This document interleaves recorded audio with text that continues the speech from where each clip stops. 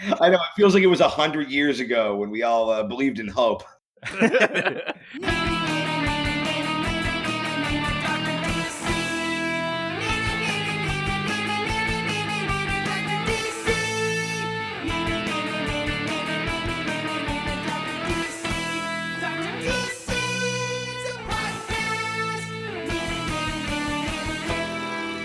Welcome, residents, to the Dr. DC podcast. My name is producer Richard, and next to me is the doctor himself. Hello. Yeah, nailed it. Today, we are joined by a writer from Lights Out with David Spade, Netflix's Historical Roast, and Jeff Ross's Presents Roast Battle. Comedian, writer, podcaster, Keith Carey.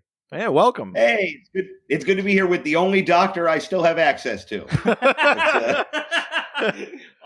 At some point, you're going to get someone calling like, yeah, I don't know shit about Booster Gold, but can you tell me if this cough is a problem? Do you know, sometimes we get downloads in like countries where I don't expect people to be listening to us, and I'm convinced that people are just looking for an actual doctor. They're looking for medical advice. They get through 5 episodes before they're like, I don't think Darkseid has anything to do with fixing malaria. Oh, yeah, Tom Goss just walked in because I'm recording in his room right now. Oh, hey. Yeah, I just wanted to say hi real quick. Good to hear you guys. Glad you're not dead and don't die. I could say the same to you, Tom, but it has nothing to do with coronavirus. Yeah, Tom's lifestyle has been affected very little by society collapsing. I've been doing great lately. He's coming alive. I mean, we're only moments away from Omega, Tom, so I'm kind of okay with this. He's been preparing for this for a long time. Yeah, no, I'll be good. I just want to say hi. Keep safe, guys. Yeah, you too. Yeah, sorry for ruining the momentum of the podcast. Yeah. That is what I do. That's our favorite part of having you on. There was a whole episode of me doing that in the Yukon, so aren't you glad to hear my voice? Yeah, the episode where I comedy cucked John Gabris for 2 hours, that was fun. What a fucking combination. Tom Goss and John Gabris. So amazing. Oh, God.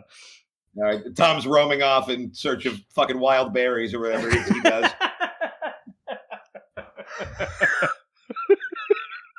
Well, thank you so much for coming on, Keith. This is rad. Oh, wait, no, this isn't. Yeah. This is rad. No, yeah, there's nothing rad about this at all. I was hoping to do this in Canada, but this is fine too. Yeah, this is like the this is the Plan B version of the live episode we were going to be doing. Yeah, dude, the best part is that everything popped up right after I paid all my money for like my dumb snow coat and my pass. Oh, I got a passport in the mail the day they closed everything. It's just a year delayed. We're getting you up here next year regardless. Oh so. yeah. Yeah, no, I will come up and hang out and do the whole thing. So, Keith, I mean, even just from the first 5 minutes of this episode, I can tell that you've got more references for comic books than Tom does. Yeah, I know a little bit about. I basically know like enough to sound competent and make one good joke about most things, but that's about it. That's what I do with sports. That's how I blend in with my wife's family. No, I was always way more of a Marvel guy than a DC guy. What sort of things were you reading? I like my favorite thing ever is that Matt Fraction Hawkeye run. Oh yeah, I love Deadpool. I was a big X-Men kid. Spider-Man. Nice. Did you have any like sort of favorite characters from growing up? From growing up, I always liked the X-Men because it's and I am far from the first to get to this, but it was always such a queer allegory, and I always thought that was kind of interesting. Right. And as like a closeted bisexual kid in Orange County, I was like, it's like a superpower that I like dick. Like that kind of I enjoyed that. That's awesome. That's very funny. So I mean, you mentioned that Matt Fraction Hawkeye series. That's relatively recent. What other things do you still kind of keep up with comics? Do you still like pick up trades and read stuff? I don't. I used to. For a minute I was doing it. I kind of go, I'm very much like I'll lapse and then go back. It's like like the way a lot of people approach Catholicism, I approach comic books. For every few years, I'm like, all right, everything in my life is terrible. I guess. What, then an adult ruined it for you at one point, and now you're trying to figure out your way back to it? It's like Catholicism, and then it led to me getting molested a lot. Hey, kid, I got Spawn in the back of the van. Oh, really? Oh, no.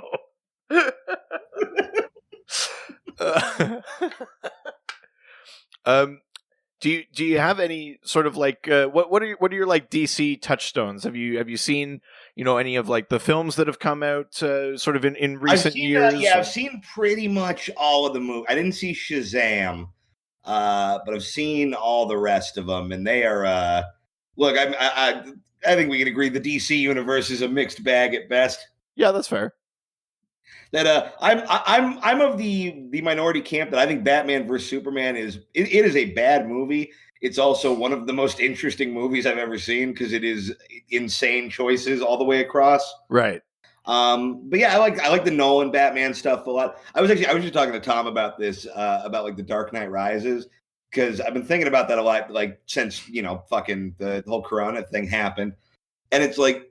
LA right now is pretty much on the same level of lockdown that Gotham was when Bane took over. Right. And if it was anything similar, that means somewhere in Gotham during the whole third act of that movie, there were like people starting OnlyFans accounts and live streaming their stand-up shows.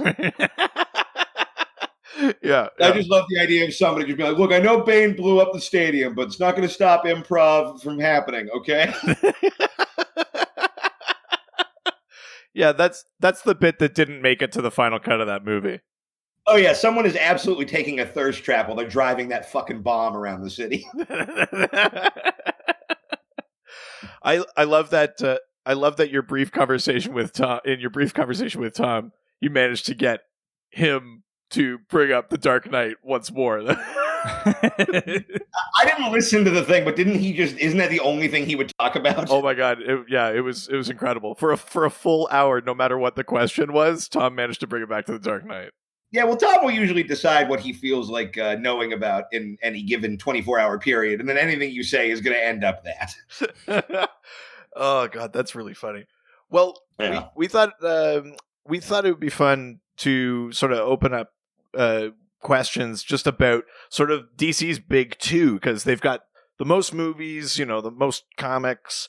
They're probably the ones that people are most familiar with in general, but also they're pretty ripe for, I think, comedy and interpretation. Right. I love it's very sweet of you guys to give me the remedial education version of this podcast. Well, I am a doctor, so. You're a fucking pediatrician, DC, for the next hour. Oh, no. Well, no, I'm technically not allowed to do that. As you've been told many times. Hang on. On what grounds? No comment. So we got... Wow, all right.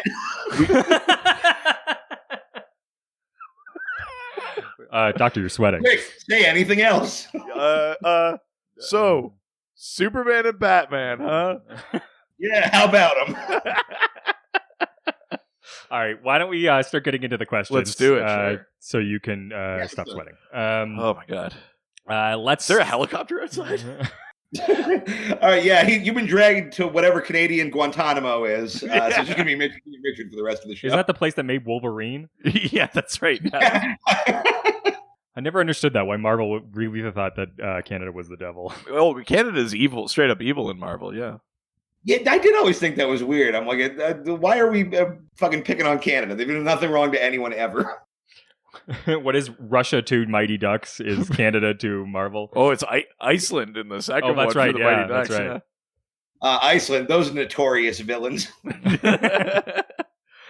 All right, let's first start in Facebook. Go to the face and the book. Go to the Facebook. Yeah, that's right. We got drops and we're lots of fun. First question comes from Mallory Vanier, who asks, if they picked each other's names for Secret Santa, what is a gift that Batman and Superman would give to each other? That's the fucking stupidest question we've gotten on this. that can't be true. That is legitimately the question. Yeah. Fuck, I don't know. I mean, getting Batman in a Secret Santa situation is maybe the worst you could do. That's like getting, Jeff Bezos for Secret Santa. He has everything you want. Like, I don't know, you get him fucking the rock that kills you in case he has to fight you again. That would be my guess. Yeah, right. What would you get Batman? What would passes to the Lolita Express? It seems to be around the wage that he liked. Wait, Bruce Wayne was on Epstein's island? That's right. Good God. He's recruiting Robins. It was If anyone asks, I'm looking for the Riddler. I was being a detective. I was undercover. Oh man, what a bombshell. Well, they actually did. I don't know if you guys read this, but they found Epstein. He committed suicide by throwing 3 batarangs into his own chest.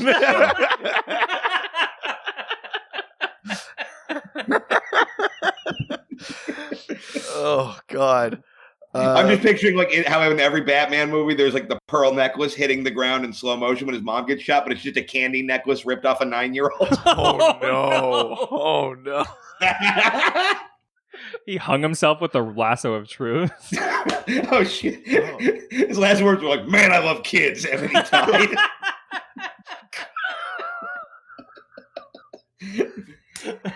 Oh man.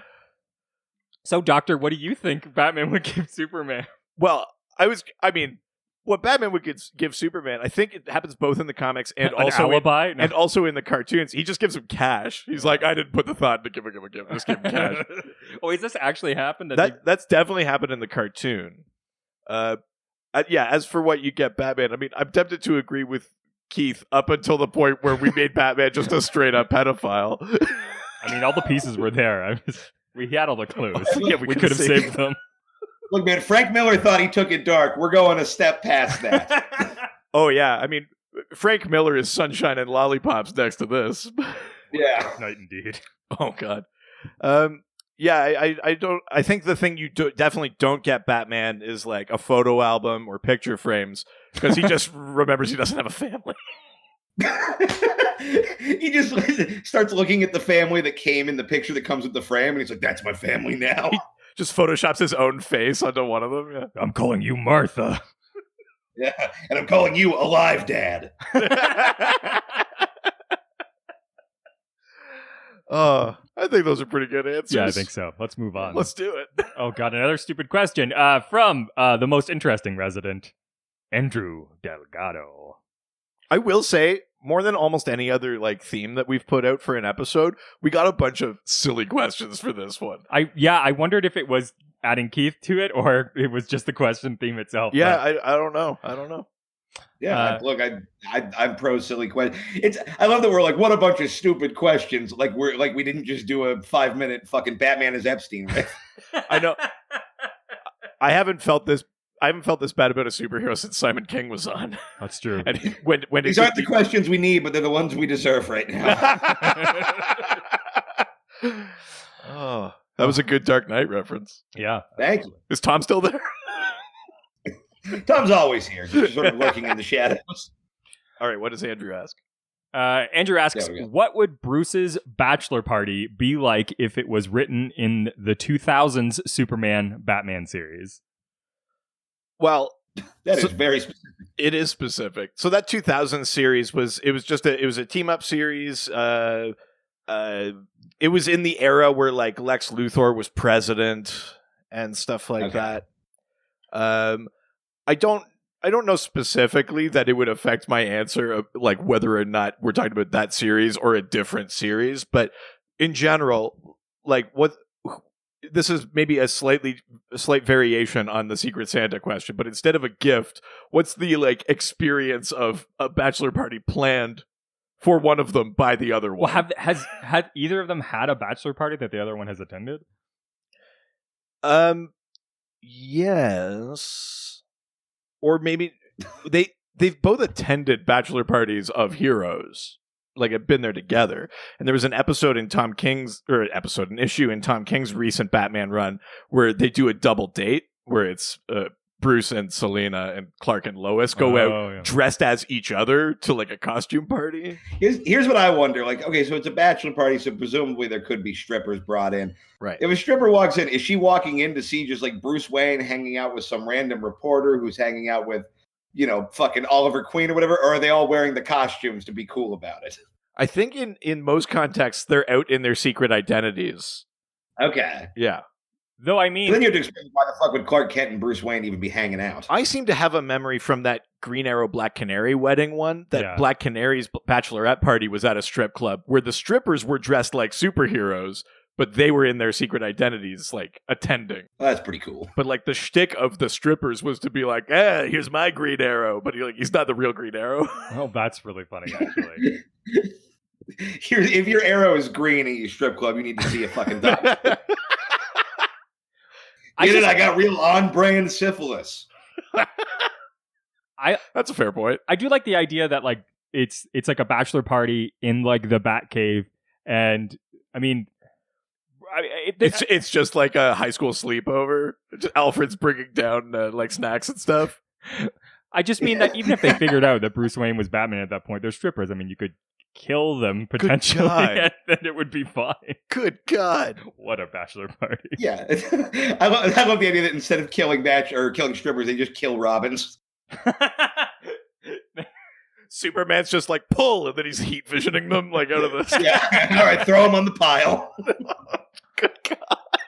There's just there's a pit in the Batcave labeled the Jason Todd Memorial Robin Hole. You just throw the body. Oh my God! Oh Jesus! I think it's safe to say that Superman is not a stripper man. I don't think Superman 100%. would appreciate he'd be strippers super lame. at his bachelor party. He would suck about that. But I don't think he's even going to let there be strippers at Batman's party. He's going to be a bummer. He's like, no strippers, that give them money for bread and send them on their way. Like, he's gonna be a real bummer. Yeah, I don't think he would be the one to make that happen. I think you need like an Oliver Queen or a Hal Jordan or a Booster Gold, like a Michael John Carter in there for that. The next stripper's name is Martha. Oh, no. Why did you say that name? My mother's name was Cinnamon.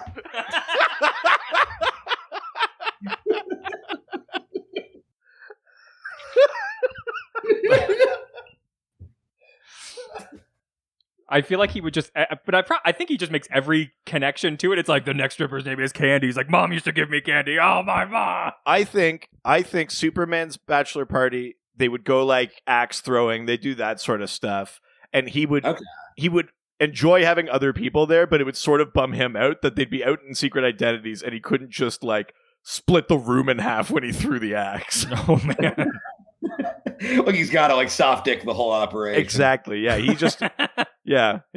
I think that's a Superman bachelor party. Yeah. I like the idea of like going to a party where Superman's there, and you can just like seeing how many drugs he can do, because I doubted it would affect him. Like just see what the limit is. You're such like an agent of chaos. Wow. Yeah. He's just eating a grocery cart full of heroin. It's like he can drive. Let's really test his limits. Oh my God. I could see either of their bachelor parties becoming like an increasing series of dares. I do see that. Yeah. Just more and more violent. Yeah. Yeah. Well, they're making Superman do rails of like red kryptonite or some shit, so he's just gonna go insane. I like that one. Yeah, that's awesome. All right, let's see what stupid questions we have next. All right, let's do it. We're leaving Facebook and heading on over to Twitter. Twitter. That's right. First question. Oh, do you hear that sound? It's the scream of a donkey. It must be morning. That's right. The next question comes from Braydon. Jesus fucking Christ, man. You know what? That's still better reaction than Kyle had to it. Oh yeah, Kyle, I can see just throwing his laptop across the room in rage. Yeah, that's right. Yeah, not far from that, honestly. All right, Braden asks, if you guys could write your own Batman v Superman or World's Finest movie, what kind of plot and villains would you use? So Keith, you said that you consider Batman v Superman to, at the very least, be like extremely interesting, at least in terms of what they chose to do and how they chose to do it. Yeah, well, really, yeah. I mean, the fact that somebody can ask you, hey, what is Batman versus Superman about? And the answer can be, well, in one part of the movie, Holly Hunter drinks a jar of piss and then a man in a wheelchair explodes. Sign me up. Right. Yeah, I want to see the Snyder cut of Batman. Like, I want to see him not at all shackled by expectation or reality. Because he has an interesting take on it, the whole sort of like operatic kind of like, you know, bigger than humanity, but it's all very emotional, very soap opera, almost the opposite of what the Marvel movies are kind of doing. Right. And I thought that was an interesting way to do it. I just think it was done very badly. Right. So what would you have either fixed, if we're talking about that movie specifically, or what would you want from your own Batman versus Superman kind of movie if you were handed the keys? More piss. More piss. The piss should be the central situation. The Just Piss League. We're finally going to get it. Oh my God, it's happening. Well, no, here it is. It's Clayface, and he's pissing in everyone's water or whatever, and then they're turning into other Clayfaces. There's your move. He's got to make everyone drink his piss to make an army of Clayfaces. Which I don't know if that's established Clayface canon, but I like it, and I'm Listen, making it so. It is now. We're a canon podcast, so this is all sanctioned by DC. Yeah, anything that happens here is now canon. So well, I'm sure they're like, oh, Wonder Woman 1984 is not coming out anymore, so we need to make money somewhere.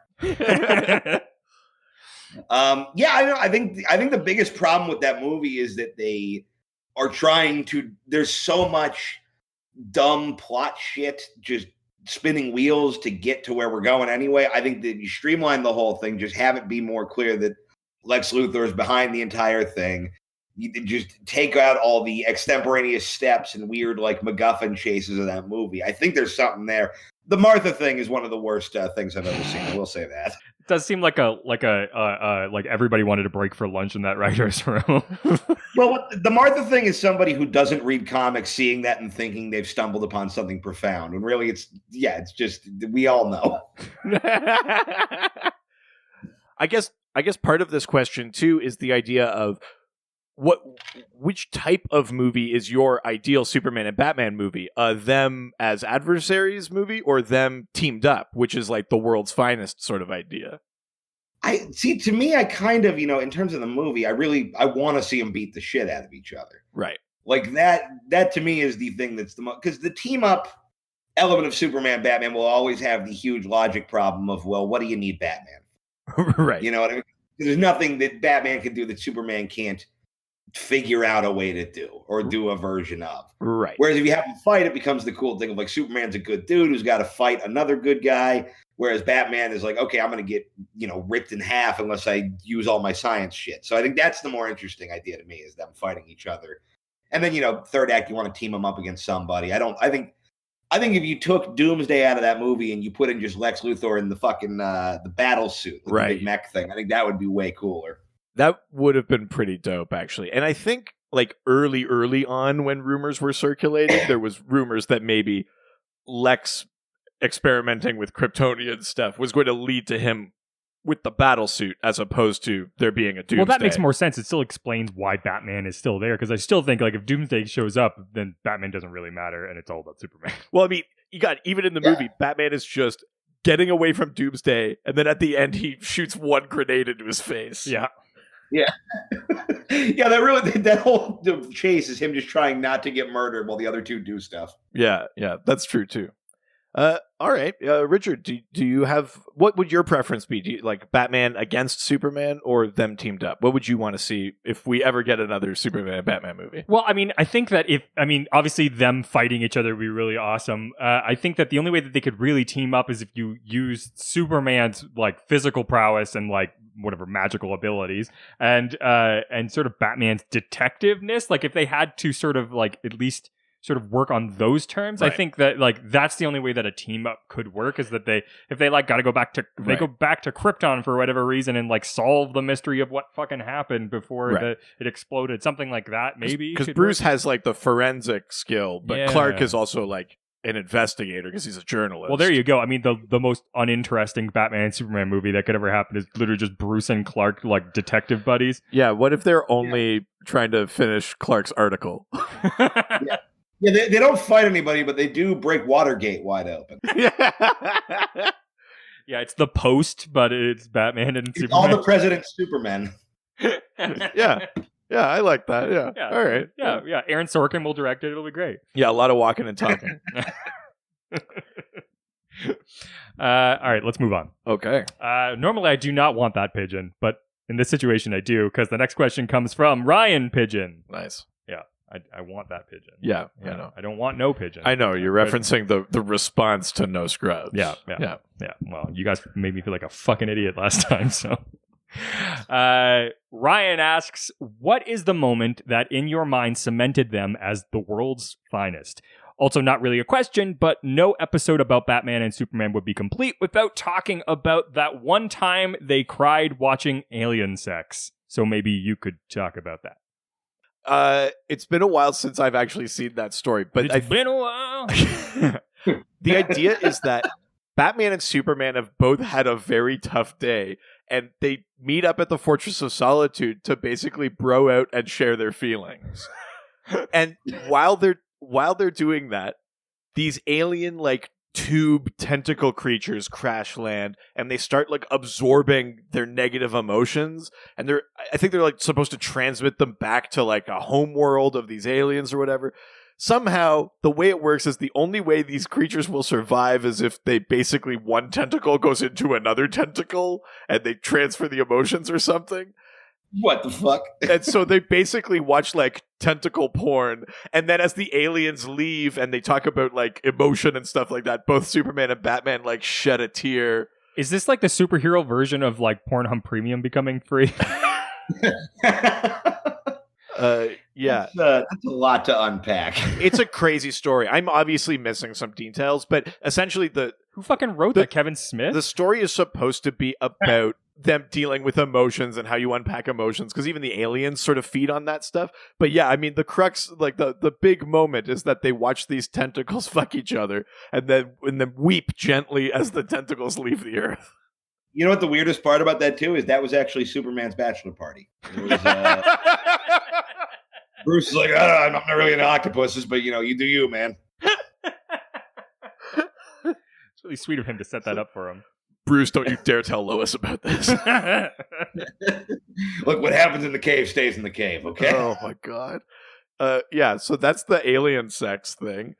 Cool. I don't know that there's a particular moment in my head where I was like, yeah, they're the best two superheroes ever. They're the best team. But like, Keith, have you ever, like, if someone just thinks of DC, is your go-to Superman and Batman, or do you have like other people that you find more interesting or more heroic or whatever? Mr. Mexican. I mean, Superman and Batman, because they are like I would say if you asked a person to picture a superhero, they're picturing Superman. Yeah. Like that's for sure. I think that just kind of modeled the whole human concept of like what a superhero is in like the modern age, like the visual language of it, the power set, all of that.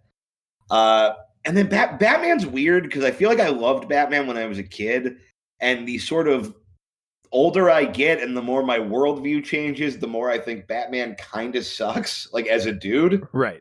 Like I went from thinking like, oh, this is like a very, I love how dark and brooding he is. And like, it's all vengeance and justice. And I was like, oh, this is just a dude who didn't go to therapy. It's just like weird fucking like male violence trauma, like unable to process emotions. And I find that kind of lame. Right. Theoretically, every superhero, I feel like you could also be like under that description. Wow. It's a common trope. Look, this is all art geared towards a primarily male audience generally starts from a place of what if instead of crying, we punched a robot? Like that's Hey, I like this guy's thought process. This is nice. Yeah. No, it's not that I want to see, like I don't know. I feel like the appeal of the Batman has sort of gone down for me. I think there's a lot of good Batman stuff. Like I don't think he's a bad character, but I think he went from like a top tier one for me to like sort of lower in the.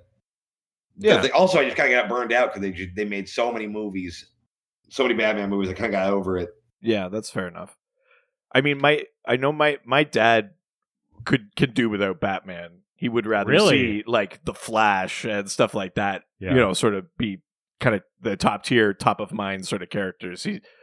He'll watch the movies. He doesn't hate Batman, but I think he's just like, yeah, he's like a guy with a car.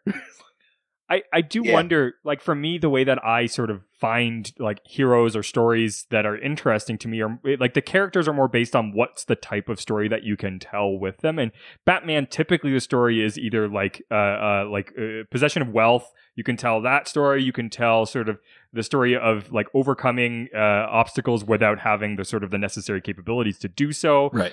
You can tell stories about like technology, detective, like there's lots of different types of stories that you can tell. And I think that's what makes Batman such a valuable character, is that there's so many types of stories you can tell. Right. But with Superman, it's the biggest story is just sort of, you can tell a story like the immigrant story. You can tell the story about someone having too much power and not using it and being able to hold, and maybe not wanting it. Yeah, and not wanting it. You can tell like the story of being in the sort of small fish in a big pond, and sort of reverse that in the same way. Like there's a smaller pool of stories, but they're interesting within that. And I think that with some characters, you lose that what's the interesting story to tell. And I think that's what makes characters less interesting. Is the more interesting and unique types of stories you can tell, and that's what makes the Flash so interesting, because then you start adding in sort of the idea of like using time and then bringing in like the idea of regret and changing your if you could go back and change your decisions and things like that. There's lots of really interesting stuff, and the more similar characters are to those ones, I think the less interesting those stories are, and that's why they aren't as valued, and that's why the farther away from sort of those interesting unique stories, the less valued those characters are. So you can see why Superman, Batman are so valued, because those are the really interesting, unique stories. I mean, weirdly, at the end of the alien sex comic is maybe where they sum up their relationship and why they're a good team the best, is that Superman basically says, you know, we're like night and day, us two, but the reason that we're a good team is not because we have a ton of similarities, but it's because we complement each other. Well, and then Superman says we fit like hand and glove, and they hold a very long handshake. Man, that's so much more homoerotic than if they just had sex. Yeah. A soliloquy about why you're emotionally compatible is the single gayest thing you can do in a cave. Yeah, I mean, I think you could make the argument for that kind of relationship between them too. Maybe not explicitly, but like something underlying. There's something like that. There is always a tension between those two, like kiss. Like it's always been there. I think there's something that draws them to each other. I don't think that's that far-fetched. Yeah. Right. I think at the end of the day, it's Batman is being like unfortunately human and trying to be more than that, and so that's the connection to sort of like general humanity of why people like him. And then Superman's someone who is not human, who desperately just wants to have their humanity. And so I think that like the dichotomy of that is really what makes those two sort of work against one another, and are also is what I think draws people to them for sure. Totally. Fucking dicks too, yeah. I don't know. I felt like I was getting too deep there. No, please keep getting deep. I will kick back and make a bad joke. I appreciate that, Keith. That's my plan for the rest of this. You gave probably like the best answer you've ever given on this podcast, and immediately had to say the word dicks because it made you so uncomfortable. Yeah, I don't like being genuine.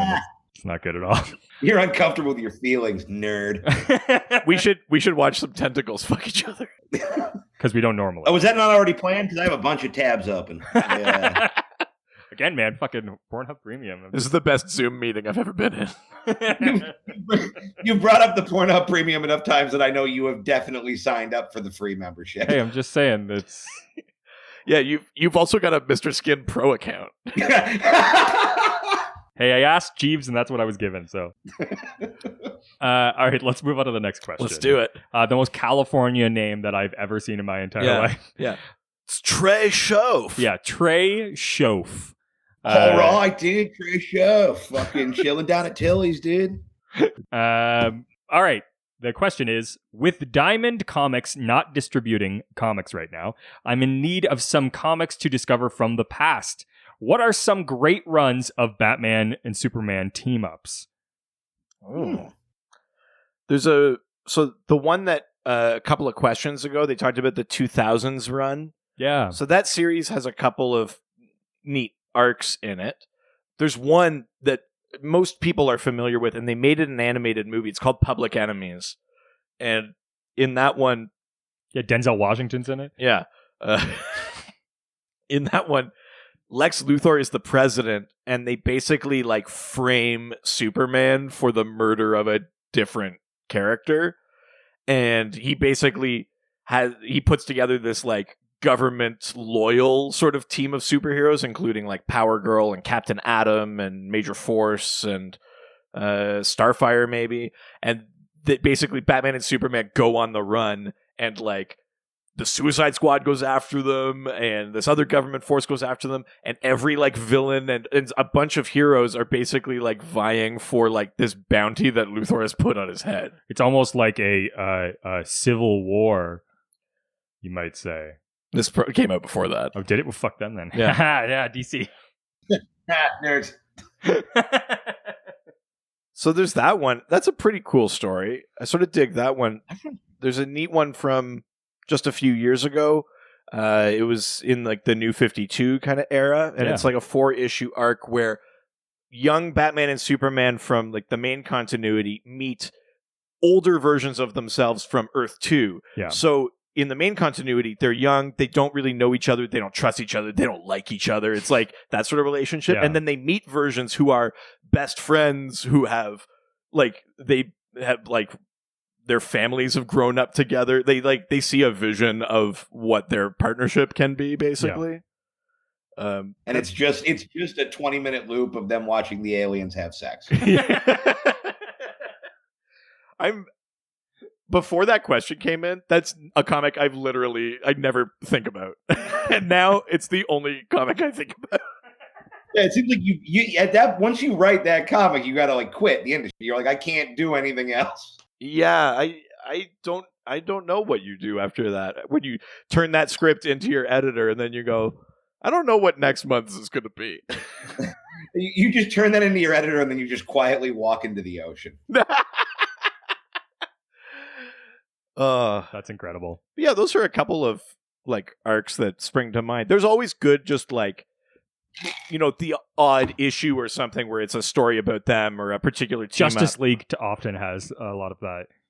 Definitely, but those are two that like particularly spring to mind that are pretty good. Yeah, for sure. Yeah. All right, let's go to the next question from Jeff Whaley. All right, who asks, who has the best fifth dimensional imp villain / side character? Superman, Mr. Mxyzptlk, or Batman, Batmite? So, Keith, are you familiar with Mr. Mxyzptlk and or Batmite? I know Mr. Mix is I can't say it, but yeah, I know him. I know what Batmite is, kind of like I've seen it, but I don't really know what his deal is. So essentially, they're both like the same type of being. They both come from the fifth dimension. They both basically have reality altering magic powers. They're like supremely powerful. They're both characters. the Great Gazoo from the Flintstones, basically. Yeah, exactly. That's right. Hello, Bat. Dum dum. But Mr. Mxyzptlk's thing is that he's sort of obsessed with Superman. He kind of wants to fuck with him. Batmite's thing is that he loves Batman and wants to be Batman's sidekick and best friend. And so when he causes mayhem, he'll like release all the villains from Arkham, but it's because he wants to witness how badass Batman is, like fighting them all. So it's basically, he's basically just a fanboy who can just ruin Batman's life. Yeah, they're both sort of fucking their days up, but for like different reasons. Mxyzptlk is doing it because it's that fun chaos energy, and Batmite is doing it because he's like a super fan and he wants to be like Batman. He wants to witness Batman do Batman things. Gotcha. So yeah, I remember I watched a little. I love the '90s Batman cartoon, and I watched the '90s Superman cartoon a little. I remember Mxyzptlk was Gilbert Gottfried. Yes, that was a very smart piece of casting. That's the first episode where he shows up is so amazing because it's just a montage of, because basically Superman can banish Mxyzptlk by making him say his name backwards. If he makes him say Kiltipsism, then he goes back to the fifth dimension for like 90 days or something like that. So the first episode of that series where he shows up is just a montage of all of the times Superman tricks him. Like every 90 days, Superman tricking him into saying his own name backwards. That's incredible. It's like Superman's version of having to go to the DMV. Like, all right, every few months I got to deal with a tiny asshole. Yeah, exactly. It's like, what a depressing way to mark your calendar. Because 90 days is not that long. It's like, no. The idea of maybe having to do that for the rest of your life is extremely depressing. I don't know. I think we're figuring out 90 days is a lot longer than we thought. Yeah. 90 days feels pretty fucking long right now. That's oh god, why would you say that? What's wrong with you? So of those two, do do you guys have like which one would you prefer to have? A Mixus Pitlick who just wants to fuck with you, or a Batmite who will fuck with you but he says he's doing it because he loves you? I mean, I've dated people who fall into that second category. Basically, do I want my exes or my exes when I was still dating them? I think having like a Mixie Pickle who actively is trying to fuck with you is a little better, because then you don't feel as bad beating the shit out of him. Right. Yeah, I mean, you have to be careful not to hurt Batmite's feelings because he does have like cosmic power. Yeah, you gotta be like gentle with him, like, you don't know any better, fella. But that other guy is just like, I'm gonna kick your fucking hat off your head. Yeah. I think you have to deal whenever you have that level of fandom. I mean, it's a swim fan situation where eventually they're going to try to kill you. Like, right? They want you. They're going to eventually like tip over the edge and try to beat you, and that's when they start wearing. This is the only way we can be together. Yeah, it's the only logical next step. So that scares me a bit more. I don't mind somebody fucking with me because it's just single bat female. The whole thing. I feel like at least someone to just constantly trying to fuck with me. I can expect it. I know how to deal with it. Right. I can. You know what I mean? Like you can flick them away every 90 days, and that's fine. Yeah. I think that it's someone who seemingly is so obsessed with you that there's some unpredictability there because you don't know where that's coming from, and I think that's scarier. So I'd much rather have a Mixed Picklick. Right. I think from like storytelling and just like who's got the better arcs and better stories in comics and cartoons and that, it's got to be Mixus Pitlick.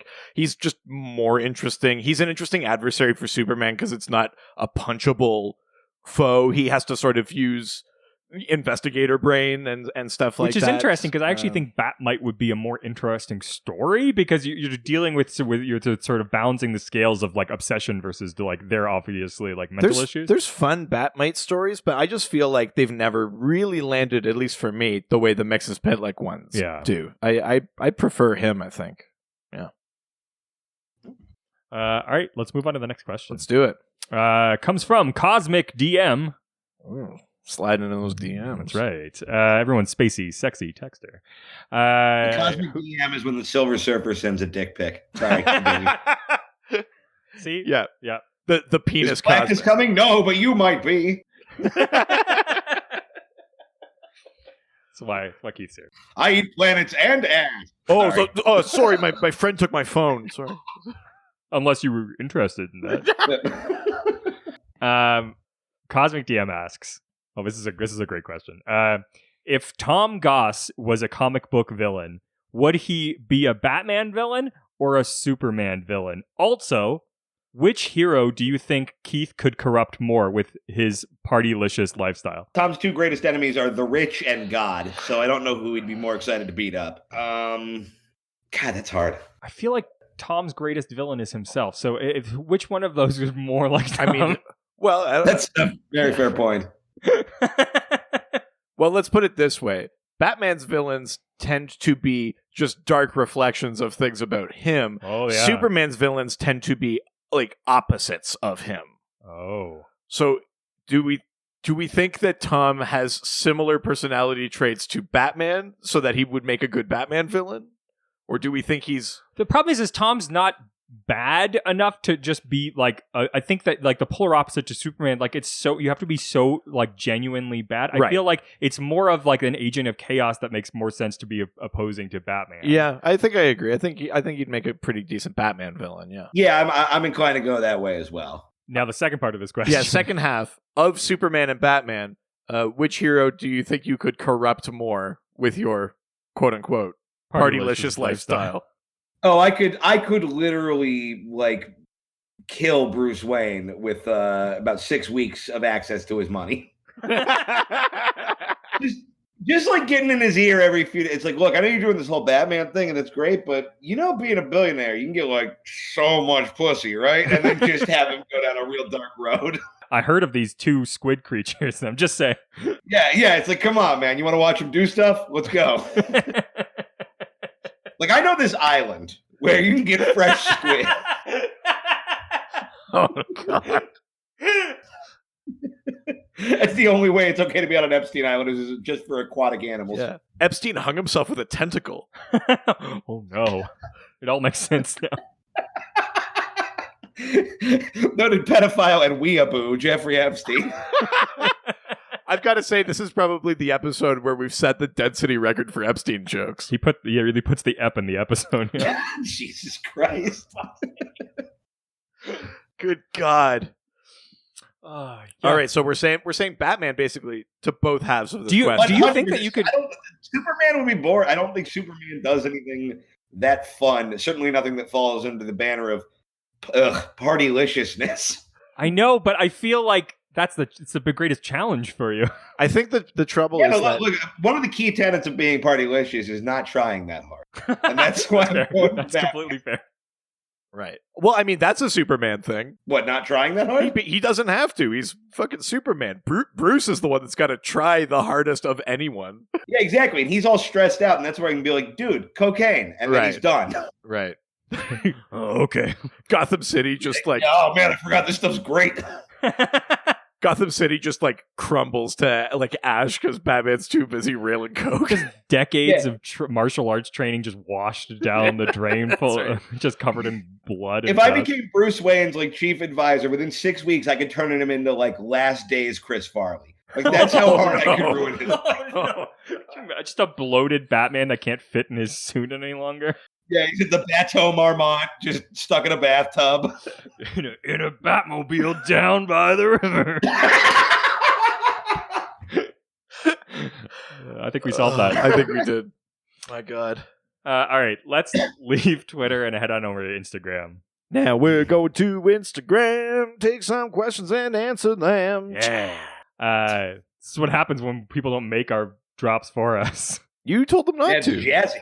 It's really got not soul, like whatever the opposite of that is. Yeah. We're like a machine did it.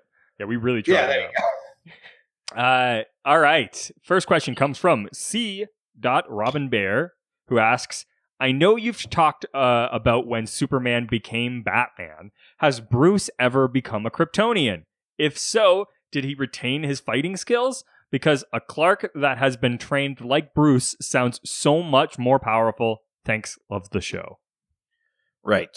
There is a story where they switch like physiologies, where Superman becomes human and Batman becomes Kryptonian. Okay. I can't remember the circumstance, like why it happened, but Bruce basically goes crazy and nonstop fights crime with Superman powers to the point where he's like, he has basically abandoned the Bruce Wayne identity as only Batman. That's all he does. He's like, this is my chance to wipe out all crime. And they have to send Nightwing after him to fight him, to stop him. And the only reason that they can is because he's so obsessed that Batman forgets that he needs the sun to maintain his powers. Oh. So because he's only operating at night, he like his powers drain down and then Nightwing can beat him. Jesus. Yeah. Was he murdering criminals? No, but he was just really handcuffing them. He was just like going like just totalitarian, like just fly up in the sky, X-ray vision. I'm going to stop 70 crimes right now. And it was just like he had no like actual life of his own anymore. They were just more worried about his mental health than the number of criminals he was arresting. I'm surprised he doesn't try to like do that thing where he like goes around the earth to like turn back time and then make his parents live again. I love the idea that while they're like, hey Bruce, you got to take a break, bud, somebody is being like violently mugged like one block over. It's like, don't worry, Superman's definitely coming. Yeah, right? Listen, this is the natural order of things. You can only save 10 crimes a night. You slacker. Does he still have those abilities? Like his fighting abilities? Yes, yeah, because it wasn't like a Freaky Friday thing, or it wasn't like anything. It wasn't like Clark in Batman's body. It was Bruce got Kryptonian powers, so he still had all of his training, all his memories, all his detective skills, and then he also had all the powers of Superman. And so did Superman just become a human at that point? Yes. Like, who literally has the ability to report? Yes. Wow. Man, what a fuck job for him. Fucking drew the short straw. Yeah. I can just picture him just trying to like open jars at home and not being able to do it. Like, he hasn't even built any muscle tone up, right? This whole time. I mean, it's not like he's working. Yeah, and well, Bruce Wayne somewhere is just like, I can fly and shoot lasers, and then Clark Kent's like, I have diarrhea for the first time in my life. I didn't know what this was. Woo! Oh, is that what you guys are doing all the time? No wonder you're always robbing shit. I just like I wonder if it's like that Jason Momoa ad that recently came out when once he loses his power, does it just like strip down to like this really skinny rail of a man? Like yeah, he does keep his physique. He doesn't when the powers leave him, he doesn't like lose his muscle mass. Yeah. Because I think that would... he just wakes up fat, just like, oh fuck. Yeah. he's still a solid side of Kansas beef, basically. Just walks into the street, get hit by a car, and dies. Ow! Cars hurt. You realize he hasn't been crossing at crosswalks this whole time. That's really funny. All right, let's go to the next question from the real Josh Gill. All right, sexy Gill. Who asks, who has a more profound effect on the other, Batman or Superman? I mean, I think it's Superman on Batman, right? I'm tempted to agree because Superman never really acquires Batman's distrust or like lack of optimism or anything like that. Sometimes he'll bring Batman in because he knows he needs someone with that perspective, but it never really affects Superman's outlook. But Batman does, I think, tend to be a bit more hopeful or a bit more optimistic as a result of working with Superman. I just feel like they're having that conversation where like Batman's like, I think I don't trust you, and Superman's like, I don't think about you at all. Oh my God, like Mad Men? Yeah, I don't know, but I also think just Superman existing affects Batman in such a profound way because like it basically renders Batman obsolete. You know what I mean? Yeah, I mean, both Batman and Lex Luthor are essentially in the same position. Yeah, but it drives that would drive you to madness if you like not wasted, but like devoted your whole life to being like, all right, well, I can make a difference, and then the guy who can literally stop everything showed up. You'd be like, oh, well, that guy just took away my entire reason to live. Yeah, and he gets to just fly around. Yeah. I mean, the only difference really between Lex and Batman is just like an inherent sense of morality. Because even if Superman didn't exist, Lex is like an underhanded businessman and stuff like that. But yeah, I mean, otherwise they're basically they're in the same position and they're both dealing with that sort of existential terror of like everything that they've built is sort of meaningless. Right. Yeah, I think the answer has to be that Superman has an effect on Batman more than the other way around. Yeah, absolutely. All right, let's go to the next question. Let's do it. From Ben Forrest Stewart, who asks, do you prefer stories where Batman and Superman are working together or stories where they're at odds? I mean, we kind of already answered We've sort of touched on that one. So, I mean, Keith, I think, brought up the good point that perhaps it's just more interesting to see them at odds. Yeah. I think so. Yeah. All right, why don't we... I will say, because I am a huge dork, I think I prefer it when they're working together. I think it's... I think I still agree with Keith that it's probably less interesting, but I think I like it more. You just want mom and dad to stop fighting? Yeah, can't we just have a nice Christmas? Yeah. I just think it'd be nice if they were friends. Who's the bad guy? There's no bad guy. The bad guy was their inability to be friends. And now Six Flags and having a pretty all right time. Yeah. I just want them to hang out in the Fortress of Solitude and talk about their feelings. Yeah, if a squid happens to show up, I mean, that's just what happens. That's really what they were doing. Yes. Batman has like a straight up emotional breakdown, and Superman says, I've also had a tough night, and then these like squid aliens show up. They're like, oh, sorry, are we interrupting? Because we can totally come back. We're basically just looking for a place to fuck, though. Yeah, like if you guys don't mind, like it just seems like it's a big cave. We'll go over here and do our thing. You guys hang out here. No, Clark, I think we should watch this. We're not really okay with that, but I guess. Oh my god. I can't believe how much that alien sex thing has just taken over my entire vision of Batman and Superman. Yeah. Because like, okay, so there's like 40 years of their adventures afterwards. But anytime they're done like fighting another villain, they're just kind of like walking back to wherever they're going. It's like, remember when we watched those aliens fuck? Yeah, it was weird, man. I feel like because the whole point of that story is that they're not good about like talking about their emotions. That's why they have to have that evening. I feel like that's the night they don't bring up. They're like all hanging out with the Justice League, and then one of them Clark in a moment of weakness is like, "Hey, it's just like that time." And Bruce is like, "Clark, don't you fucking dare!"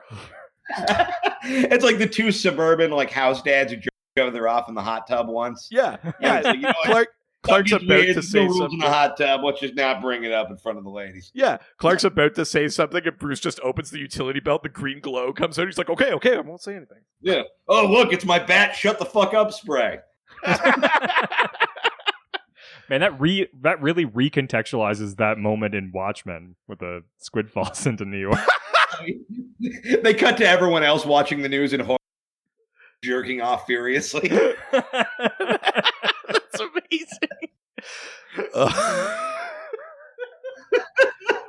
Oh, God. All right. Let's leave Instagram and head on over to Reddit. Where everyone's nice and no one's ever mean. Nope, everyone's super nice on Reddit. God, you guys have so many outlets for questions. It's really just a way that we can actually get questions is by going to it's the casting the widest net. Yeah. We Look, come to I'm them. shocked anytime I'm on a podcast with any degree of professionalism.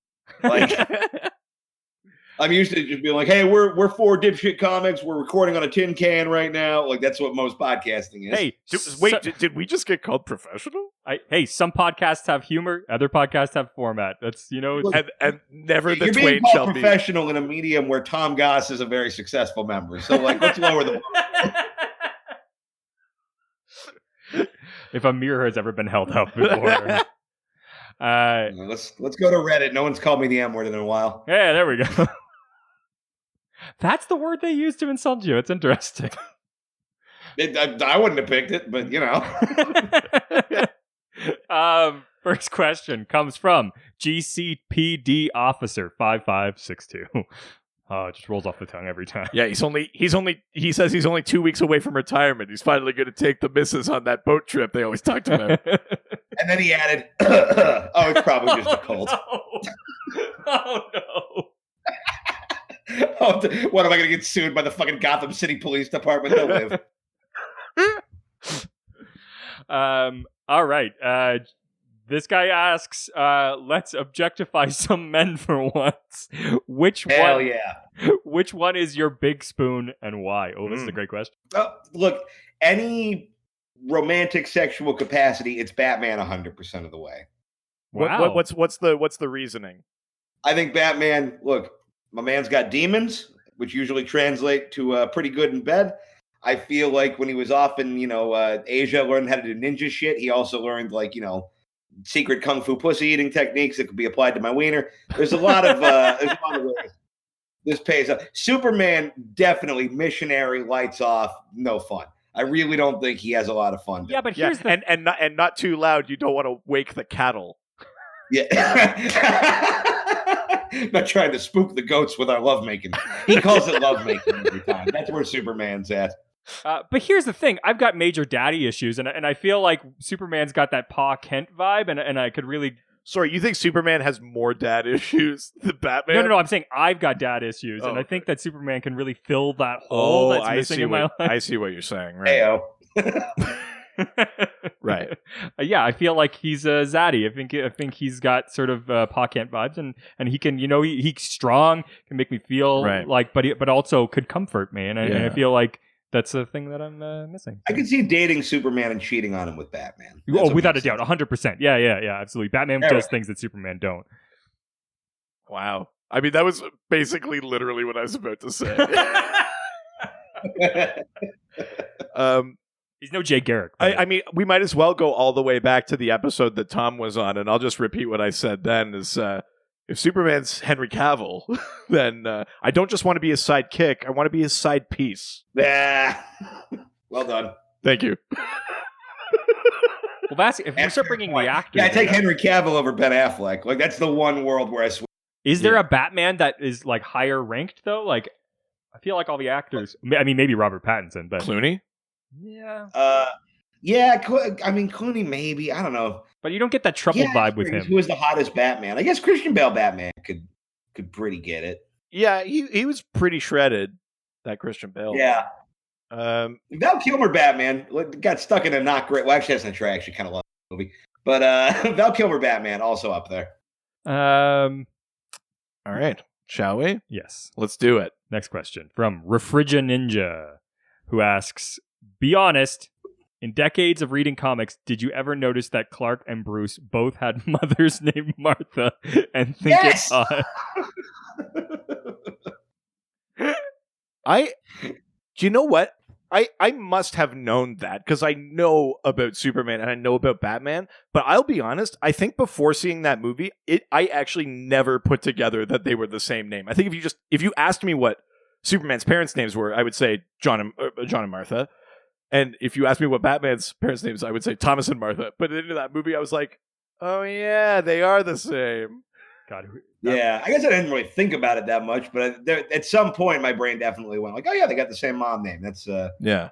I mean, have you seen them both in the same room ever? Yeah, the big reveal is it's the same Martha. She's just going around There's mothering just one Martha in the superheroes. DC universe, and she's a big old whore.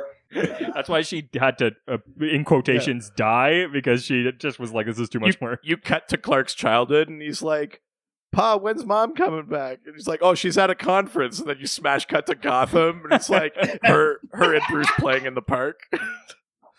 See, that's why she had to set up that murders, because it was just too much work to keep the lie going. She set up her own murder. Yeah. What a dark version of Mrs. Doubtfire. Yeah, she walks away. She is limping after they walk away, and then slowly turns into a regular walk.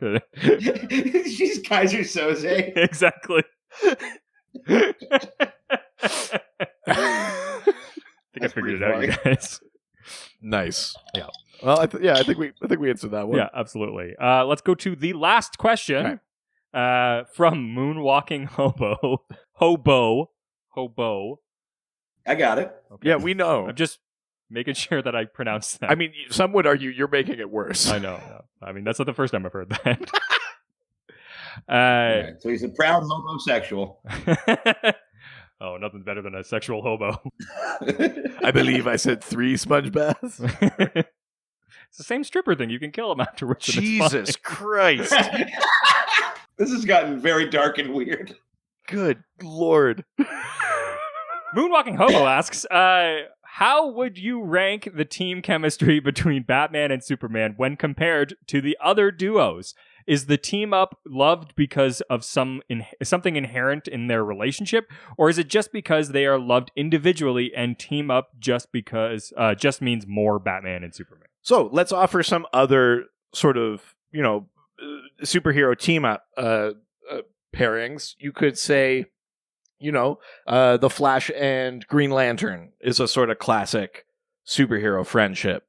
You could say like Green Arrow and Black Canary. Obviously, there's romance involved there, but you could say that. You could even say Green Arrow and Green Lantern, because they had that team up for quite a long time. They all seem to have better chemistry, honestly. You think so? Yeah. I don't think that Superman and Batman have necessarily a good chemistry. I just think that they're interesting, like a balance between the two of them. Right. So who do you think is better then? Oh, shucks.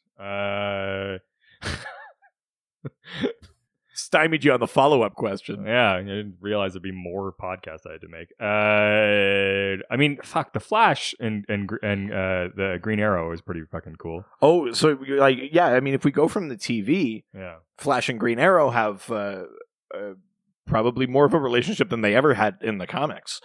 But yeah, they're pretty good. They're a pretty good matchup. I mean, they almost toe the Superman Batman line though, because that TV version of Arrow is the grim, save the city. And the Flash is like, hey, isn't it fun to have cosmic powers? I think, they're almost Superman and Batman. I think a really interesting one, but I don't know if this counts as sidekicks or team ups, just Booster Gold and Blue Beetle. That's a classic team up. Yeah, I feel like that one's really, really good. They have a really interesting dichotomy and sort of aren't as sort of dark on one side and aren't as light on the other side, but sort of have this different. They're like good buds. They like to have fun together. I don't know that Superman and Batman necessarily have fun together. They do some interesting things apparently, but I was really trying to steer away from the alien sex. It's the only thing I ever want to talk about now. That's it. Look, make Keith, like it's an alien tentacle going into your urethra, and then this is what's happening. Oh God. Keith, what do you think? Do you think that Batman and Superman are as good as it gets when it comes to superhero team ups? I think that, yeah. I mean, I think generally with a team up is sort of, you're really just trying to get chocolate in your peanut butter, and it doesn't get chocolateier or peanut butterier than Batman and Superman. Right. Yeah, I mean, I think they are kind of the number one guys you'd want to see team up. They are on the surface level the most opposite characters, which from a writing place is always a way you can work. I think the sort of split between the power level is interesting. I don't know if it's like my favorite thing in the world, but I definitely see why that is sort of the gold standard for that kind of thing. Yeah. Yeah, I mean, it's definitely the template off which other ones are either like mimicking or mirroring things. But I think I'm tempted to agree with Richard in a bizarre turn for this podcast, and say that the Booster Gold Blue Beetle one is. I think I might like that one better, but I think I would say that Superman and Batman. It's more complex. Yeah. But I think it's more fun to watch Blue Beetle and Booster Gold. I want silly fun guys hanging out. That's much more fun. Yeah. Yeah, I'm with that. It's more of a Starsky and Hutch vibe. Yeah, totally. Yeah. All right. Well, that's the end of questions, which means we're coming to the end of this podcast. Tim, we have to do. Oh my God. I didn't even warn Keith about this. What is this bullshit? We're on to this week's Dial Doc. Doc, do you want to explain what this is? Sure. So the Dial Doc, this is based on a thing from DC Comics called Dial H for Hero. It's a magic rotary dial, and if you dial Hero into it, you are turned into a never-before-seen hero or villain with a wacky name and crazy powers. And they used to be sent in by sort of readers of the comics, and it would be like not enough for like a full sort of issue of a comic, but you could turn it into sort of one sort of it was a way to get like fan submitted silly ideas for heroes. So every week we try to come up with a brand new hero. We've been doing it for like a year and a half. Holy shit! All right. So to kick us off, we do have something sent in from a listener. From William Innes, who challenges us to create our own Dial Doc duo similar to Batman and Superman. So we have to come up with two. Yeah, fuck us. So we have to double our workload. Jesus Christ. Okay. Richard, do you have anything? No. Okay. Can you come up with something really quickly? Yeah. I can. So mine is called input output. Nice. So input and output are they're identical twin superheroes.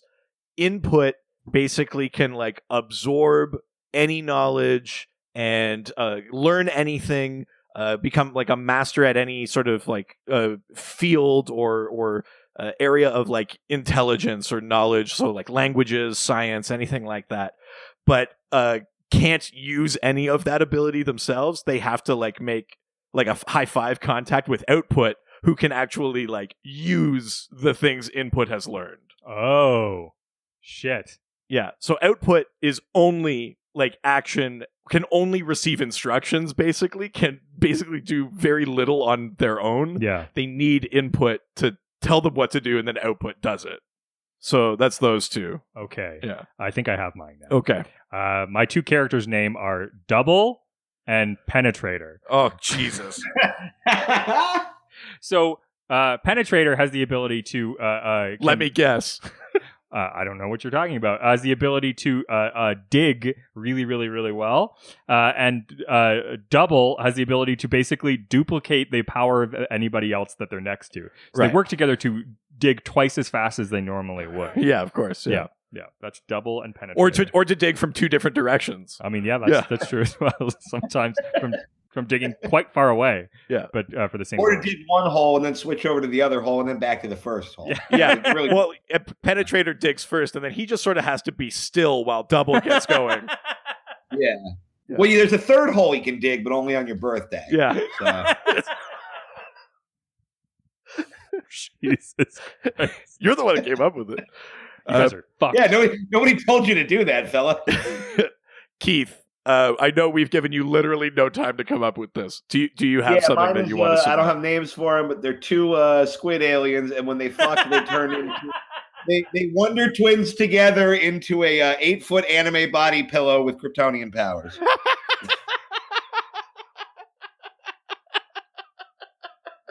I literally couldn't think of a better way to finish this off.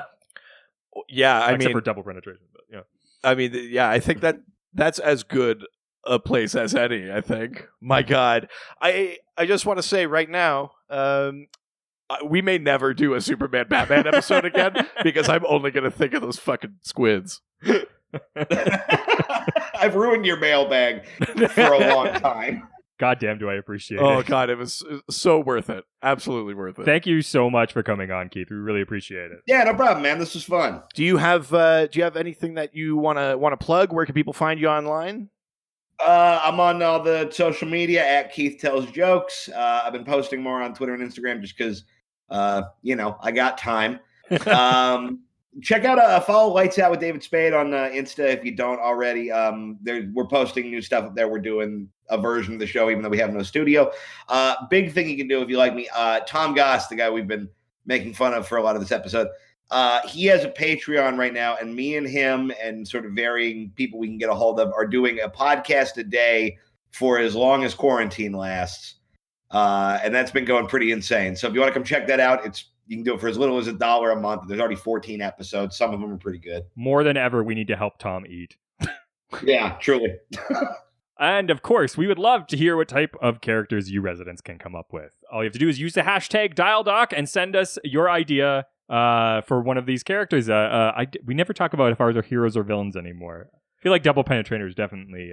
I just heroes. assume yours are. Oh wow! I was gonna say assume yours are villains. I always assume yours are villains. I don't know what about you hears Double Penetrator and thinks villains. Come on now. I don't know what that says about you. It wasn't about that. It was about you. I feel like it was an indictment of you. I feel like that says something about deep inside of you, and we should explore let's it. not use the word deep around here, okay? Just send us those ideas, or you can send us a question for next week's episode. Next week's episode, by the time you're listening to this, next week's episode is going to be all about Robin. We're going to celebrate 80 years of Robin, so send your Boy Wonder questions to us. Oh, I thought you were just talking about being a thief. Send your Boy Wonder questions to us. Questions. Or your Boy Wonders. I mean, whatever.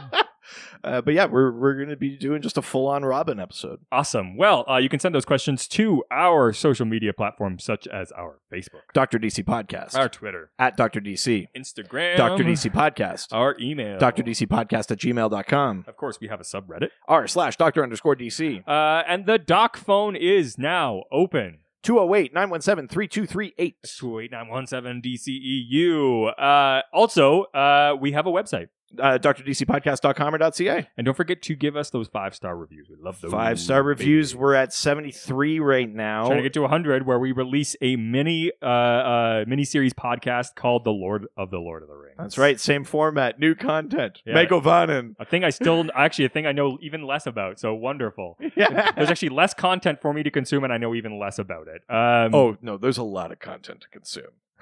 Have you read the appendices? Oh, no. Oh, my God. What a loser. And of course, our Patreon, every single week, we release an episode on Wednesday. We release if you get up a tier, if you spend $7 instead of the $5, you get a video episode.